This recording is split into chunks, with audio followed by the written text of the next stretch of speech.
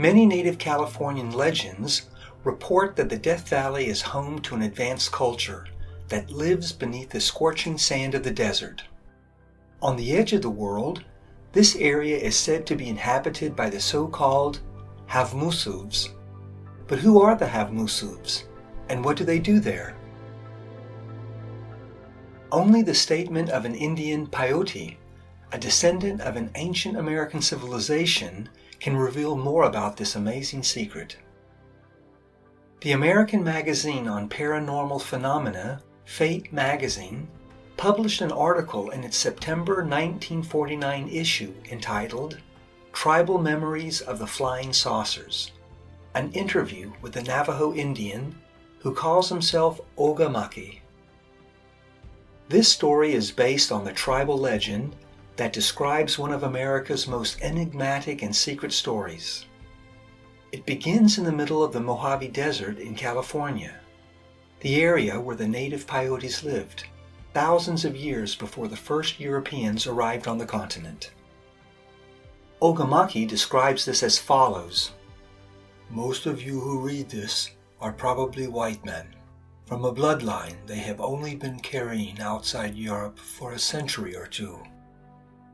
You talk in your newspapers about flying saucers or mysterious ships as something new, as if they were something strange from the 20th century. What else can you think? But if you had red skin and the blood that has been born and lived on this earth for thousands and thousands of years, you would know that this is not true. You would know that your ancestors, who have lived in these mountains and prairies for countless generations, have seen these ships before. The story became a legend, the unwritten story of your people. Don't you believe that? Well, why should you? Because the storytellers of my people know that you don't believe or even want to believe such things. They have kept their lips shut and never shared this knowledge.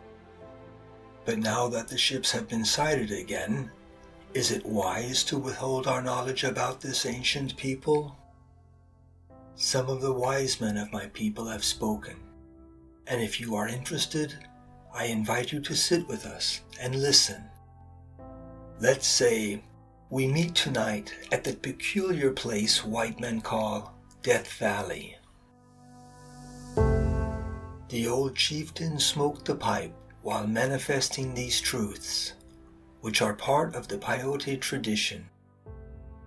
His people inhabited Inyo County, the Panamint Mountains, and Death Valley, centuries before the arrival of the white men.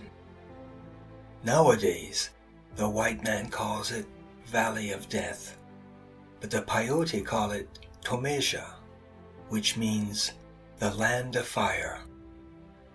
You're asking me if we knew about the big silver airships even before the white man brought his railroad cars into the country? We, the Paiute Nation, have known about these ships for countless generations. We also believe that we know something about the people who control them. They are called Hav-Musuvs. The Hav-Musuvs are a people of the Panamint and are as old as Tomesha itself. The Hav-Musuvs are beautiful people. Their skin has a golden hue, and they wear long dark hair, which they tie together with a ribbon on their head. They always dress in a white, finely woven piece of clothing, which they wear draped like a toga on a shoulder. They protect their feet with sandals. Don't you understand? Of course not. You're not a Paiute. Now listen carefully. I will lead you back to the roots of the dark past. When the world was young, this valley, now a dry desert, was once a lush port on the edge of a sea of blue water that stretched from the mountains to the Gulf of California. It is said that the Hav-Musuvs came here in giant rowing ships. They found large caves in the Panamint Mountains where they also built their city. The Hav-Musuvs ruled the sea with their fast rowboats, trading with faraway peoples from all over the world, and brought foreign goods to the great docks that are said to still exist in the caves today. Then, after countless centuries, the climate began to change. The water in the lake began to dry up, so that there was no more access to the open sea. Finally, the day came when only a dry crust of the big blue lake was still there. Then came the desert, and the god of fire began to walk over Tomesha, the land of the blazing earth. When the Hav-Musuvs could no longer use their large rowing boats, they began to think about other means to travel the infinite vastness of this world. We know that they had begun to use flying canoes. At first, these silver-colored ships with wings were not particularly large, and moved with a quiet hum and fluttered like an eagle.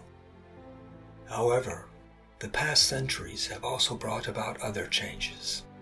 Tribe after tribe swept across the land, fought for a while to take possession of it, and passed again like a sandstorm. In their mountain city, which was located in the caves, the Hav-Musuvs lived in peace, far away from any conflicts. Sometimes they were seen from afar in their flying ships, or riding snow-white animals.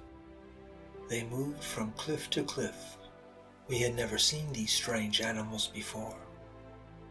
For the Hav-Musuvs, the course of the centuries brought only the appearance of larger ships, which could move even more quietly. I've never had the opportunity to meet a Hav-Musuv in person, but we've heard many stories about them. But there are also certain reasons why you shouldn't be too curious. These strange people are in possession of weapons. One of them is a small tube, which numbs everyone with the piercing feeling, like a rain of cactus needles. This makes you unable to move for hours, and the mysterious people use this time to disappear into the cliffs. Another weapon is lethal. It is a long silver tube. If it is pointed at you, instant death follows. Has any peyote ever spoken to a Hav-Musuv? Or were the peyotes already here when the big rowing ships first appeared? Yes, once in the not-too-distant past, but before the arrival of the Spaniards, a peyote chief lost his bride due to a sudden death.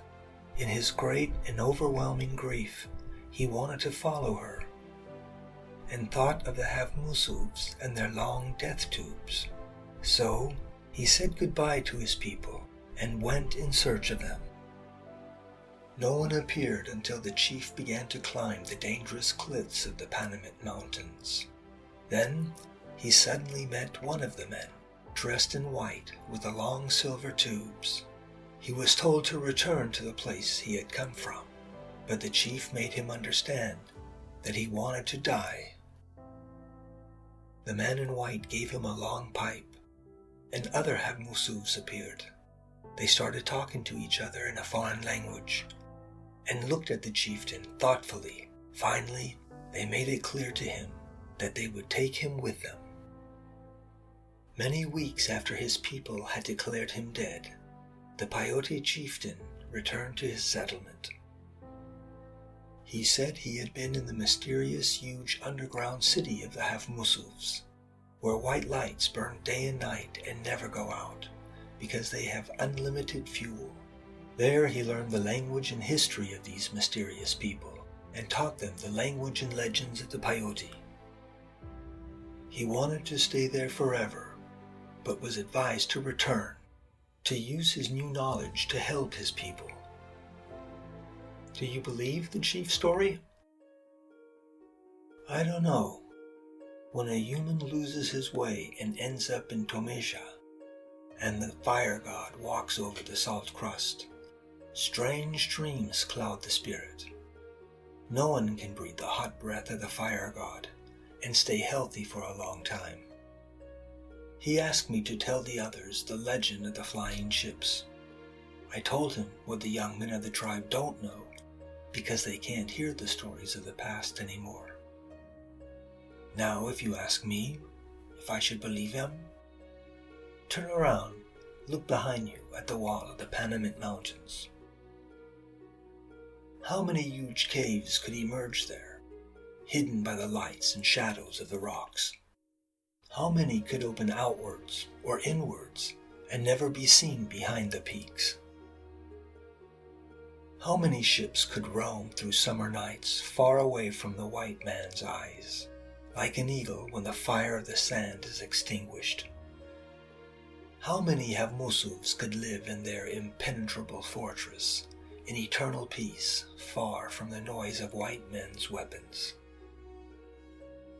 This has always been a country full of secrets. Nobody can change that. Not even the white man with his flying engines. Because if they get too close to the walls of the Panamints, a sharp wind can turn them like a flying arrow. Tomasha hides its secrets well, even in winter, but no man can interfere when the god of fire pulls the hot veil of his breath through his footprints. As extraordinary as it may seem, the Paiute tribe is not the only one to have stories of intraterrestrial beings in its oral traditions. Just like other peoples of the American continent, these have their own stories, which are hard to believe, but on the other hand, seem quite real.